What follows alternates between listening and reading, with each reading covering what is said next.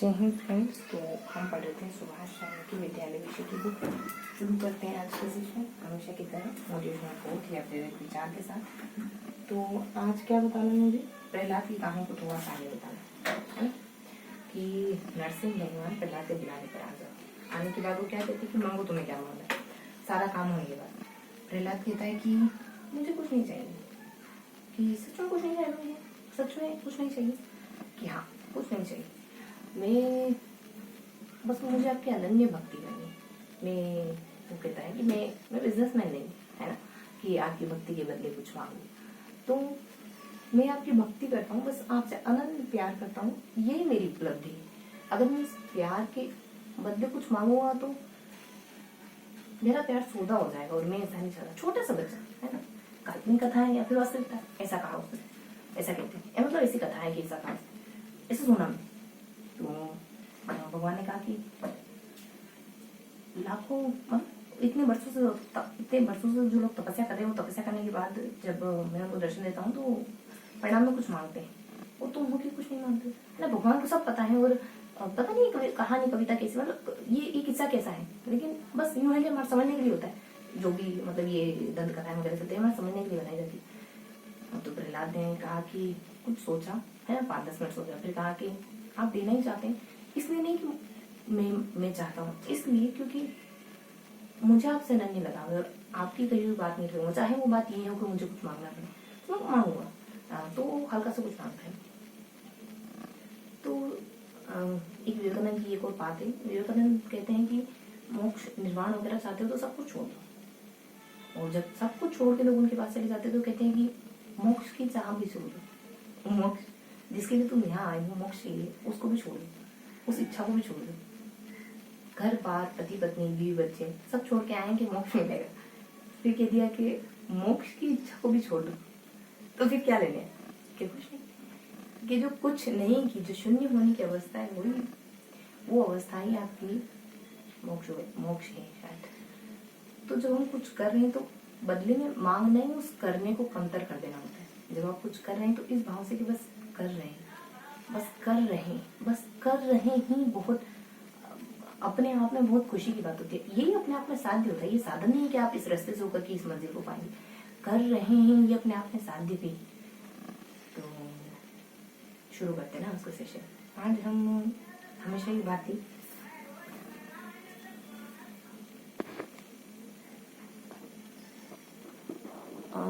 एक मिनट रुकेंगे। तो हमारे पास 15 मिनट का समय है, ठीक है। 15 मिनट का हमारे पास इनफ समय, हम ये सेशन डिस्कस कर सकते हैं। हमने 3 पेज पढ़े, मोटा मोटी बताऊँ कि इन तीनों के दिन हमने क्या करा, ठीक है।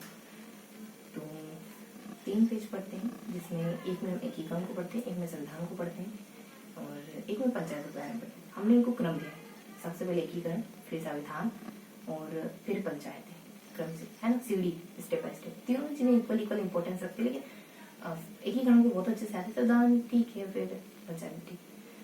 एकीकरण में पूरा एकीकरण का पूरे एकीकरण की प्रोसेस बता रही, पहला दूसरा तीसरा चौथा पांचवा छठा सातवां, सातों चरण बता रखे एकीकरण के, और 1-2 व्यक्तियों के नाम दिए इसके साथ। संविधान में संविधान बनने से पहले जो भी प्रक्रियाएं प्रोसेस में चल रही थी उस समय, वो सारी है। और संविधान से जुड़े हुए कुछ संविधान सभा या फिर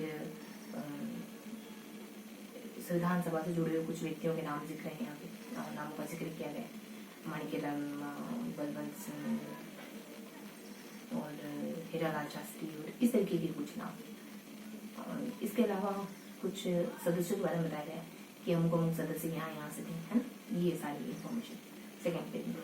लास्ट पेज में पंचायतों के बारे में, पंचायतों का जिक्र 243 अनुच्छेद 243 में, और इसके अलग अलग वर्जन में अलग अलग बातें बताई पंचायत के बारे में। कभी परिभाषा, कभी आरक्षण, कभी संरचना, कभी गठन, है ना, तो कभी वित्त आयोग, ऐसी बहुत सारी बातें पंचायतों से जुड़ी, जो अनुच्छेद 243 के अलग अलग भागों में दिए लास्ट में थे ना। तो ये सारी जानकारियां दी। इसके साथ कुछ एक और भाग है जिसमें पेज का 2 हिस्से होता है, तो ये तो एक तरफ का हिस्सा होता है, दूसरे हिस्से में कुछ पैराग्राफ ऐसे इन्फॉर्मेशन है।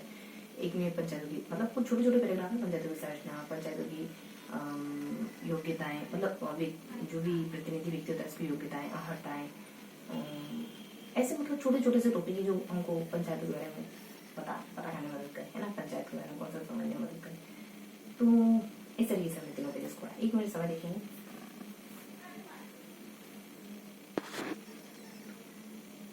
अभी हमारे पास 30 और मुझे लगता है कि 30 मिनट में 5 मिनट और 4 मिनट और ये वाला सेशन अपना हो जाएगा, अच्छे से हो जाएगा, ठीक है।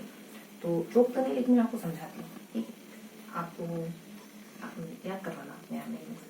लास्ट पेज एकीकरण में हमने याद कैसे करा, फर्स्ट सेकंड थर्ड 3 कॉलम होते हैं ना एकीकरण में, फर्स्ट सेकंड थर्ड। पहले में सन याद कर लिया, पहले में नाम याद कर लिया, नाम कैसे बीच में है कुछ, ऊपर नीचे कुछ, फिर उसके भी ऊपर नीचे कुछ। सेकेंड में सन याद करें, सन जैसे बीच में कुछ, मतलब बीचों बीच में कुछ, ऊपर नीचे कुछ, और मतलब ऊपर नीचे कुछ और फिर ऊपर नीचे कुछ। नहीं सन ऐसे नहीं आता, सन हमने बीच में कुछ है, ऊपर और नीचे कुछ है, और फिर बीच में कुछ है, इस तरीके से आता है इस पैटर्न में। लास्ट में हमने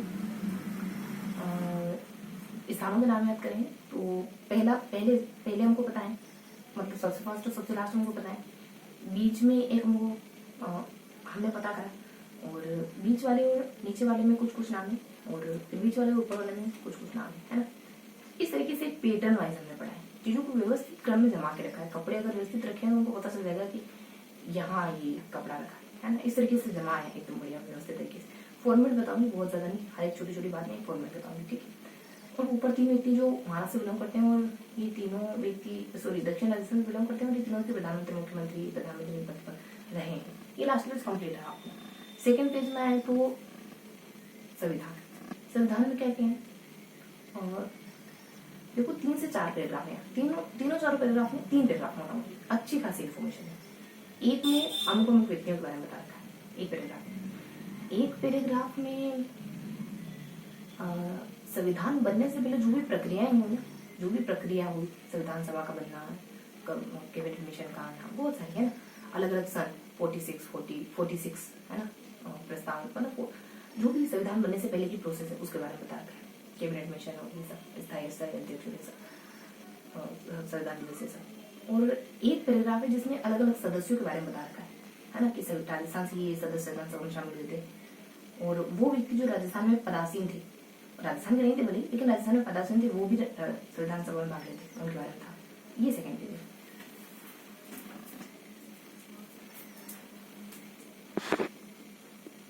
आई होप अपना ये वाला सेशन अच्छे से फिनिश हो जाए। फिर आते हैं अपन लास्ट पेज में क्या मेंशन है, बस इतना कि जो अनुच्छेद 243 है उसके अलग अलग भाग है ना, 10 से 12 भाग है, उन 10 से 12 भाग में क्या क्या जिक्र किया गया ये बताया। और हमने यहाँ इस वाले भाग को हमने याद करने के लिए एक ट्रिक बनाई थी, आशा से रिलेटेड ट्रिक थी, कि आशा पाँव से किसी चलाती है ना, इस तरीके की। और एक और हिस्सा था यहाँ वाला जिसमें ऐसे अनुच्छेद तो नहीं मेंशन थे, लेकिन बेसिक अंडरस्टैंडिंग के लिए चीजें बता रही पंचायत के बारे में, अलग अलग कॉन्सेप्ट पंचायत के लिए। तो जैसे कि इसके मतलब छोटे छोटे कॉन्सेप्ट है ना, जिसको हम याद करते हैं, मतलब ऐसे गुथू होते हैं, ट्रिक बनाते हैं अपन की जो साख है आसान होता है वालों के लिए, मतलब सपना जैसे लोगों के लिए साख लेना आसान होता है। अमीर है ना, मतलब जो पहले से मतलब जो अच्छे परिवार से बिलोंग करते हैं, उनके रिलेटिव जो अच्छे पैसे वाले लोग होते होंगे, ऐसा हमने कुछ सोचा था, अज्यूम करा था। ये अपना फर्स्ट पेज है, ठीक है। तो बस हो गया होगा अपना, ठीक है। तो ये था पूरा सेशन, छोटी छोटी महीन बातें हैं इनमें, वो मैं आपको कल मॉर्निंग में बताऊंगी, है ना। मिलते हैं किसी अगले सेशन में, तब तक के लिए मुस्कुराते रहिए, दिल से पढ़ाई करते रहिए।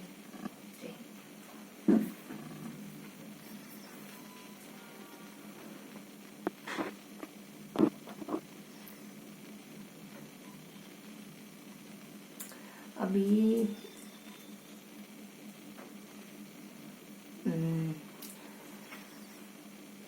देखो 10 में है थोड़ा समय और, है ना, तो रुक जाते कुछ क्षण।